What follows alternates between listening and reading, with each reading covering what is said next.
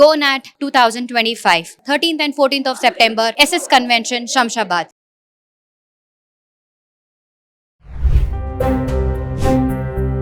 ఒత్తిడికి మూలం అనుబంధాల విచ్ఛిన్నమే. అసలు సమస్య పంచుకునేవారు లేకపోవడమే. క్షణికావేశాలను మళ్లిస్తే ఆత్మహత్యలు తొలగించొచ్చు. నమస్తే, welcome back to Suman TV. World anti suicide prevention day సందర్భంగా ఈరోజు మనతో పాటు ఒక స్పెషల్ గెస్ట్ ఉన్నారు.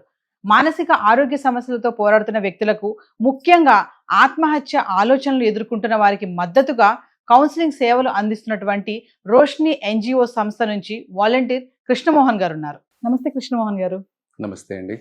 కృష్ణమోహన్ గారు, మరి ఈరోజు world anti suicide prevention day సందర్భంగా మిమ్మల్ని పిలవడం జరిగింది స్టూడియోకి. ఈ మధ్య కాలంలో మనం చూసుకుంటే చిన్న పిల్లల దగ్గర నుంచి పెద్దవాళ్ళ వరకు ఈ సూసైడ్స్ అనేది కామన్ అయిపోయింది, అంటే ఒక ట్రెండ్ అయిపోయింది అని కూడా చెప్పుకోవచ్చు. భయపడట్లేదు. అంటే నా క్వశ్చన్ ఏంటంటే, ఈ సూసైడ్ చేసుకునే వాళ్ళకి ఆ థాట్స్ కానీ ఆ చిన్న ఏజ్లో వాళ్ళని మనం అక్కడి నుంచి స్టార్ట్ చేద్దాం. చిన్న పిల్లలకి ఆ థాట్స్ ఎందుకు వస్తున్నాయి, మరి వాటిని ఎలా నివారించవచ్చు, పేరెంట్స్గా ఎలాంటి జాగ్రత్తలు తీసుకోవాలి అంటే ఏం చెప్తారు? సూసైడ్ అనేటప్పటికల్లా రెండు ముఖ్యమైన కీలకమైన కారణాలు ఉంటాయి. ఒకటి, ఏదైనా ఒక ఎక్స్టర్నల్ ఈవెంట్ జరిగితే, అంటే ఏదైనా కావాల్సిన వాళ్ళు ఏమైనా పోవటమో, లేకపోతే ఏమైనా ఇంట్లో ఇష్యూ జరగటమో, లేకపోతే స్కూల్లో జరగటమో, పిల్లలు అనేటప్పటికల్లా అలాంటివి జరగటం లాంటివి, వాటి వల్ల ఆ థాట్స్ వచ్చి దాన్ని రియాక్ట్ అవ్వడం జరుగుతుంది, రైట్. అది కాకుండా స్వతహాగా పిల్లల్లో కానీ, పిల్లలు కూడా ఈ మధ్య మనం వింటున్నాం, డిప్రెషన్కి గురయ్యి, మెంటల్ హెల్త్ ఇష్యూస్ ఉండి, రైట్, ఓకే, ఆ సిమ్టమ్స్లో ఇంకా లోతుగా వెళ్ళిపోయి, రైట్, దాని నుంచి బయటపడలేక కూడా కొన్నిసార్లు అవి ఆత్మహత్య కారణం అవుతాయి చాలాసార్లు, రైట్. సో మనం తెలుసుకోవాల్సింది ఏంటంటే, మనతో పాటు ఉన్న వాళ్ళు ఎవరైతే ఉన్నారో, చిన్నపిల్లలు ప్రస్తావన చేశారు కాబట్టి మీరు, మాకు చాలా కాల్స్ ఇస్తూ ఉంటాయి స్కూల్ నుంచి ఎగ్జామ్ ఫెయిల్ అయ్యామని చెప్పి, రైట్, ఓకే, చిన్న విషయాలకు కానీ, రైట్, ఇవన్నిటి, రైట్, పెద్దవాళ్ళు కొంచెం గమనింపుతో ఉండి గుర్తిస్తే ఏం జరుగుతుంది, వీళ్ళ మార్పులు ఏమొస్తున్నాయి, వీళ్ళు ఎట్లా ఉద్రేకపడుతున్నారు, ఏమవుతుంది వెనకాతల వాళ్ళకి, రైట్, ఇది కొంచెం గమనించగలిగే అవకాశం ఉంటే మనకి అర్థమవుతుంది వాళ్ళకి ఎటువంటి సాయం చేయగలుగుతాము అని. ఎందుకంటే నేను చిన్నపిల్లలు ఎందుకన్నా అంటే సార్, పెద్దవాళ్ళకి అనుకోండి ఓకే, వాళ్ళకి కొంచెం ఆలోచన ఉంటుంది, వేరే వాళ్ళు గ్రహిస్తూ ఉంటారు. కానీ చిన్నపిల్లలు ఏంటంటే వాళ్ళు ఎవరితో షేర్ చేసుకోరు. ఇప్పుడు ఈ మధ్యకాలంలో చూసుకుంటే స్కూల్లో టీచర్ తిట్టిందనో, పక్క ఫ్రెండ్ ఏదో హేళన చేశాడనో, కొంచెం ఎగనెస్ట్గా మాట్లాడాడనో, హోంవర్క్ చేయలేదు అందరి ముందు నిలబెట్టి మాట్లాడిందనో, చిన్న వాటికే అనమాట. సో అంటే ఆ మెంటాలిటీ ఆ ఏజ్లో అలా వచ్చినప్పుడు ఎలా అండి, దాన్ని ఎలా మనము చేయాలంటే? కొంచెం ఈ డిజిటల్ సోషల్ మీడియా ప్రభావం కూడా ఉంటుంది. Excessive exposure for screen, right, okay, patience లేకపోవటము, రైట్, ఓకే, అంటే అంతా ఇంచుమించుగా అందరి పిల్లలు అన్ని వర్గాల్లో చూస్తే కూడా, ఓకే, కాస్త అన్ని అందుబాటులో ఉండే పరిస్థితి ఉంది, రైట్. ఏదైనా అందకపోతే తొందరగా అడిగిన వెంటనే రాకపోతేనో, లేకపోతే టీచర్ ఏదో అన్నారనో, లేకపోతే క్లాస్లో ఏదో గొడవ జరిగిందనో, రైట్, ఓకే, వాళ్ళు అప్సెట్ అయ్యి, రైట్, ఓకే, అప్సెట్ని తీసుకొచ్చి, ఓకే, ఎక్స్ట్రీమ్ మెజర్, వాళ్ళు కనీసం ఆ గ్రావిటీ కూడా తెలియదు, వాళ్ళు ఏం చేస్తున్నారు, ఇది చేస్తే ఏం జరుగుతుందని చెప్పి, రైట్. కొన్నిసార్లు ఇంట్లో పేరెంట్స్ కొట్టారనో తిట్టారనో, వాళ్ళని మీద పంతం కొద్దీ, ఓకే, వాళ్ళకి చేసి చూపిద్దామని, నేను లేకపోతే ఏమవుతారో తెలుసుకోవాలి వాళ్ళని ఒక పంతంతో, రైట్, ఇలాంటి సందర్భాల్లో కూడా వాళ్ళు రియాక్ట్ అవుతూ ఉంటారు. ఇంకా చూసుకుంటే అండి, ఇప్పుడు లవ్ ఫెయిల్యూర్ అయిందని ఒకరు, ఇంకా హస్బెండ్ వైఫ్ చిన్న గొడవలకే ఏదో ఒక హస్బెండ్ ఇది ఒక మాట అంటే ఆయన తిట్టేసి ఆఫీస్కి వెళ్ళిపోతారు. ఇప్పుడు తర్వాత కొంచెం దాని డిప్రెషన్లోకి వెళ్ళిపోవడము, తర్వాత ఇలాంటి ఆలోచనలు రావడము. అంటే మామూలుగా సూసైడ్స్ చేసుకోవడానికి ఓన్లీ డిప్రెషనే మెయిన్ కారణం అంటే? ఆ డిప్రెషనే మెయిన్ కారణం చెప్పడం కష్టం అండి. అంటే కొన్నిసార్లు చాలా దగ్గరైన కుటుంబ సభ్యులు చనిపోయారు అనుకుందాం, రైట్, ఓకే, వాళ్ళు లేకపోతే నేను లేనన్నంత బాధ కలిగింది అనుకుందాం, అలాంటి సందర్భాలు ఉంటాయి, ఓకే. కొన్నిసార్లు దీనిలో ఇన్వెస్ట్ చేస్తారు, రైట్, ఓకే, బెట్టింగ్లు చేస్తారు. ఈ మధ్య కాలంలో మాకు కాల్స్ చాలా వస్తాయి, బెట్టింగ్లు చేసి డబ్బులు పోగొట్టుకొని, స్టూడెంట్స్ స్కూల్ ఫీజులు ఇస్తాయి పేరెంట్స్, ఓకే, అది తీసుకెళ్ళి ఖర్చు పెట్టి, రైట్, ఇంటికి వెళ్తే మళ్ళీ అమ్మా నాన్నకి ఇబ్బంది అవుతుందని చెప్పి బాధపడి అలా ఎక్స్ట్రీమ్ మెజర్స్ తీసుకునే వాళ్ళు ఉన్నారు, ఓకే. లవ్ ఫెయిల్యూర్ అని మీరు అన్నారు ఇందాక, ఓకే, ఏ ఏజ్ వాళ్ళు చేస్తారు మామూలుగా, ఓకే, 20 లోపల ఉన్న వాళ్ళు, అడాలసెన్స్, రైట్, ఓకే, అంటే జీవితంలో అంతవరకు ముందుకొచ్చిన వాళ్ళు లవ్ ఫెయిల్ అయింది అనగానే, ఓకే, జీవితమే అయిపోయినట్టు, ఓకే, వాళ్ళకు లూజర్ అయినట్టు, ఓకే, ఇంకా పర్పస్ లేనట్టు లైఫ్కి, ఓకే, ఎక్స్ట్రీమ్ మెజర్ తీసుకోవటం, ఇలా చాలా రకాల సందర్భాలు ఉంటాయి.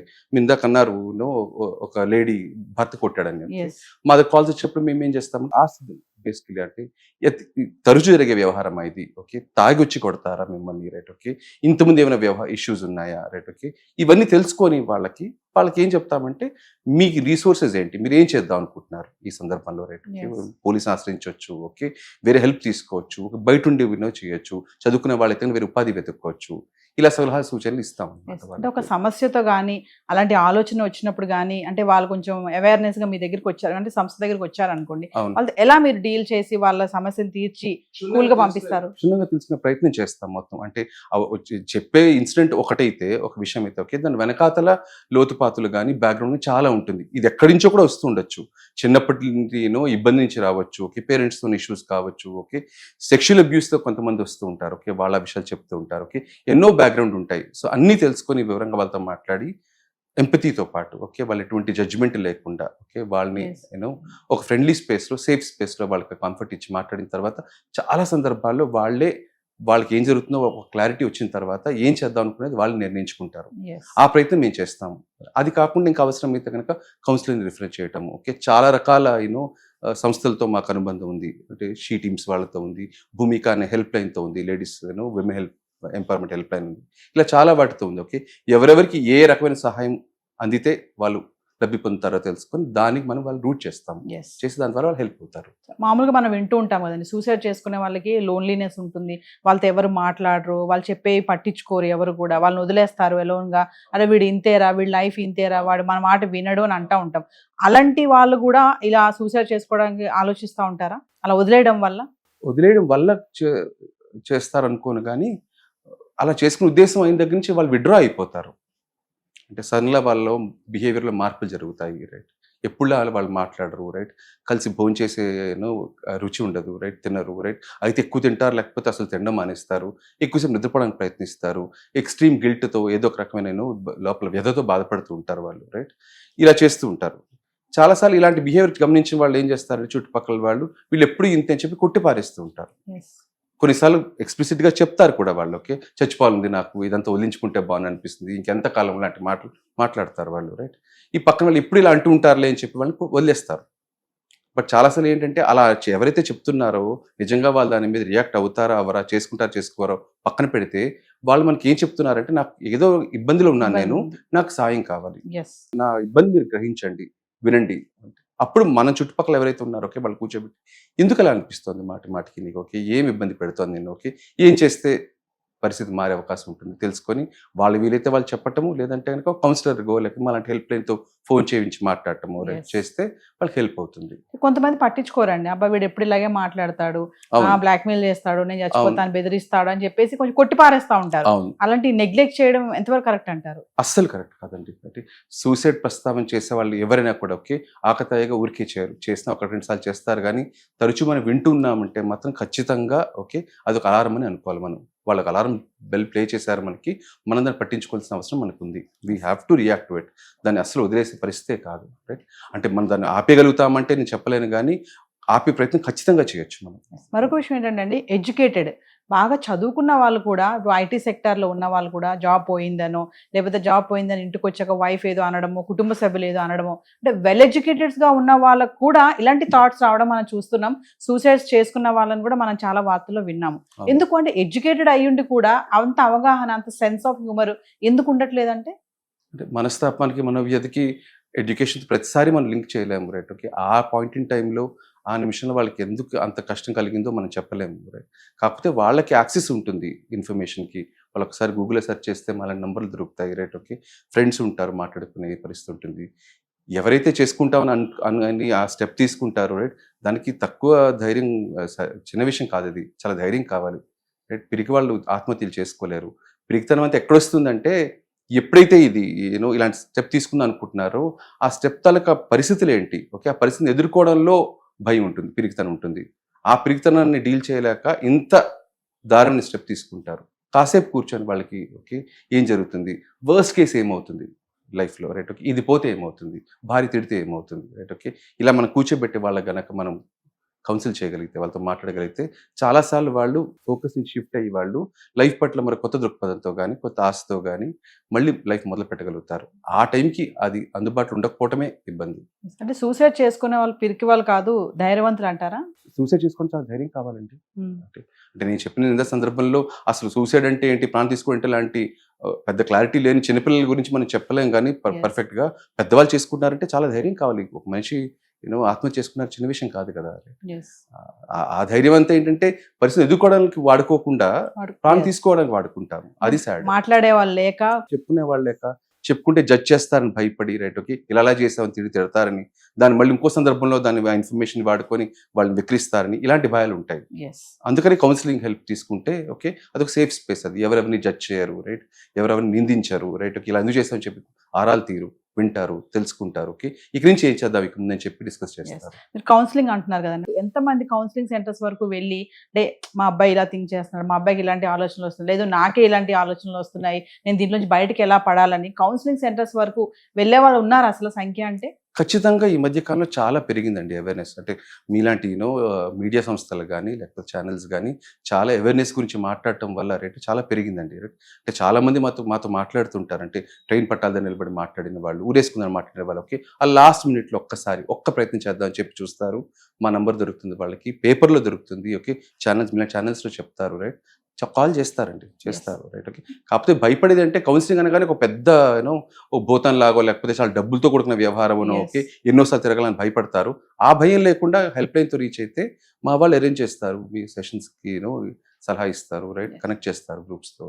ఈ మధ్య కాలంలో మనం చాలా వార్తలు చూస్తున్నామండి, వాళ్ళు చనిపోతున్నారు, వాళ్ళతో పాటు కుటుంబ సభ్యులను కూడా చంపేస్తున్నారు. అంటే పిల్లలు, ఫ్యామిలీ ఏదైనా అప్పులు బాధపడిన, అప్పులు అయిపోయి, లేదంటే పరువు పోయో, లేదంటే ఉద్యోగం పోయో, పిల్లల్ని చూసుకోలేక కారణాల వల్ల మొత్తం ఫ్యామిలీ కూడా కుటుంబం కూడా సూసైడ్ చేసుకోవడం మనం చూస్తున్నాం. అంటే కుటుంబం అంతా అలా చేస్తుంది అంటే ఇరుగు పొరుగు వాళ్ళు కానీ సహకరించే వాళ్ళు లేకపోవడము, లేదంటే మీరు అన్నట్టుగా కౌన్సిలింగ్స్ చేయలేకపోవడము, ఇలాంటివి వచ్చినప్పుడు వాళ్ళు ఎలా బయటకు రావాలంటారు? వాళ్ళు ఫస్ట్ దానికన్నా ముందు ఏంటంటే ఒక కమ్యూనిటీ, ఒక ఫ్యామిలీ, ఒక నైబర్హుడ్, ఓకే మనం అందరం కూడా విఫలమైనట్టు. ఒక మనిషి చనిపోయినా, ఒక కుటుంబం చనిపోయినా, మన వైఫల్యం వల్ల వాళ్ళు చనిపోతారు. అంటే మనం అనుకుంటాం వాళ్ళేదో వాళ్ళు చూసుకున్నాడు, వాడు లూజర్, వాడు చచ్చిపోయాడని అనేసుకుంటాం. కానీ మనం వాళ్ళకి కావాల్సిన టైంలో కావాల్సిన సపోర్ట్ ఇవ్వలేకపోవటం వల్ల అక్కడ దాకా దారి తీసిందనే విషయం మనం గ్రహించాలి ఫస్ట్, రైట్ ఓకే. చేసుకునే వాళ్ళ సంగతి అంటారు. ఇప్పుడు వాళ్ళు ఆ పాయింట్ ఇన్ టైంలో, రైట్ ఓకే, ఏదైతే మెజర్ తీసుకుందాం అనుకుంటున్నారు, ఎక్స్ట్రీమ్ మెజర్, చనిపోదాం, ఫ్యామిలీ అందరితో చనిపోదాం అన్నట్టు, బతకడంలో వచ్చే ఇదేంటి, రైట్ ఓకే, చనిపోవడం వల్ల వచ్చేదేంటి. చాలాసార్లు మాతో వచ్చి మాట్లాడతారు, ఓకే అమ్మ నాన్న బాధపట్టే ఇష్టం లేక మేము చనిపోతాం అని చెప్తారు, రైట్ ఓకే. చనిపోవడం వల్ల ఇంకెక్కువ బాధ కదా. మీరు చనిపోతారు సరే, ఓకే అక్కడతో అయిపోయిందని మీరు అనుకుంటారు, ఓకే ఇది ఇంకా ఎక్కువ బాధ. మిమ్మల్ని తిడతారో కొడతారో, ఓకే డబ్బులు మరి తిరిగి ఇచ్చి మీ అప్పులు తీరుస్తారు, ఇంకేదో చేస్తారు, రైట్ ఓకే. మీరు నిలబడితే కదా వాళ్ళు బాగుండేది, ఓకే. మీరు కన్నవారు కానీ మిమ్మల్ని కన్నవాళ్ళు కానీ ఎవరైనా కానీ బాధపడతారు. సూసైడ్ చేసుకునే వాళ్ళకి సిమ్టమ్స్ ఏమన్నా, మనం మీరు అన్నారు కదా ఇరుగు పొరుగు గ్రహిస్తూ ఉండండి అని చెప్పేసి, అంటే మనకు సిమ్టమ్స్ ఏమైనా కనబడతాయా? ఖచ్చితంగా అండి, ఖచ్చితంగా తెలియజేస్తారు వాళ్ళు. అంటే ఇంత చెప్పినట్టు, ఓకే రాడికల్గా మారిపోతాయి, ప్రవర్తన మారిపోతుంది, ఓకే. ఇంట్లో వాళ్ళు అనుకోండి, రైట్ ఓకే, ఎవరితో మాట్లాడరు, కట్ ఆఫ్ అయిపోతారు, ఓకే, ఎక్కువ నిద్రపోతారు, రైట్ ఓకే, అంటే చీకటి ఉండడానికి ఇష్టపడతారు, ఎక్కువ తింటారు, లేకపోతే తినడం మానేస్తారు, రైట్. నచ్చిన వస్తువులు కావాలనుకున్న వాళ్ళందరికీ ఎవరిని ఇచ్చేస్తారు. సోషల్ మీడియా లాంటి పోస్టులలో చాలా బాధ కలిగించే లాంటి కమెంట్లు, పోస్టులు పెడతారు, రైట్ ఓకే. గుడ్ బైలు చెప్పేస్తారు, రైట్ ఓకే. అంటే చాలా నైరాశ్యంగా, నిరాశతో, ఓకే సాడ్గా, అంటే ఇక్కడతో అయిపోయింది మన లైఫ్ అన్నట్టు అలాంటి సంకేతం ఇచ్చే విషయాలు చెప్తారు ఫ్రెండ్స్కి. ఇవన్నీ సిమ్టమ్స్ అండి, రైట్. మనం కొంచెం సెన్సిటివ్గా ఉండి మనం గ్రహించగలిగితే చాలా హెల్ప్ చేయగలిగిన వాళ్ళు అవుతాం. అంటే ఇప్పుడు రోషిని ఎన్జిఓ సంస్థ గురించే మాట్లాడుకుంటే, మామూలుగా మీ దగ్గరికి వచ్చే వాళ్ళ క్లయింట్స్ అంటే చాలా మంది చాలా బాధలతో వస్తారు. అంటే చనిపోవాలి అనుకున్న వాళ్ళు కూడా వస్తే మీరు వాళ్ళతో కౌన్సిలింగ్ ఇప్పించి వాళ్ళతో మంచిగా మాట్లాడి మళ్ళీ వాళ్ళు హ్యాపీగా తిరిగి వెళ్తారని మేము కూడా విన్నాము. అంటే కొన్ని సమస్యలు ఏమైనా చెప్పగలుగుతారా, ఎలాంటి సమస్యలతో వస్తారు వాళ్ళు? ఈ మధ్య కాలంలో ఈ బెట్టింగ్ సమస్యలతో చాలా మంది వస్తారు, ఓకే. చాలా మంది లవ్ ఫెయిల్యూర్తో వస్తారు, ఎర్లీ లవ్ ఫెయిల్యూర్తో వాళ్ళు వస్తారు. ఒంటరితనంతో బాధపడుతున్న వృద్ధులైన పేరెంట్స్ వస్తారు, మాట్లాడతారు మాతో, సీనియర్ మాట్లాడతారు, రైట్ ఓకే. హౌస్ వైఫ్స్ గృహహింస భరించలేక ఇబ్బంది పడి చాలా అనుకునే వాళ్ళు బాగా మాట్లాడతారు. చాలా రకాల మనుషులు మాట్లాడతారు మాతో, రైట్. అంటే మెంటలీ డిస్టర్బ్ అయిన వాళ్ళు, రైట్ ఓకే. అంటే యూజువల్లీ ఏమవుతుంది, కొంచెం మెంటల్ హెల్త్ ఇష్యూస్ ఉన్న వాళ్ళకి వాళ్ళ మాట ఎవరు పట్టించుకోరు, ఓకే ఇది అదే చెప్తూ ఉంటాడని చెప్పి వెలివేసేస్తారు. వాళ్ళకి ఏదో రకమైన కనెక్షన్ కావాలి, వాళ్ళు మాతో మాట్లాడుతుంటారు. మా వాలంటీర్స్ అంతా చాలా ఓపిక్గా వాళ్ళతో మాట్లాడి విని, ఓకే వాళ్ళకు ధైర్యం ఇస్తాం, మీరు ఒక్కరే లేరు, ఓకే మీతో పాటు మేము ఉన్నాం, కంఫర్ట్ ఇస్తాము. అది చాలా అవసరం అవుతుంది వాళ్ళకి.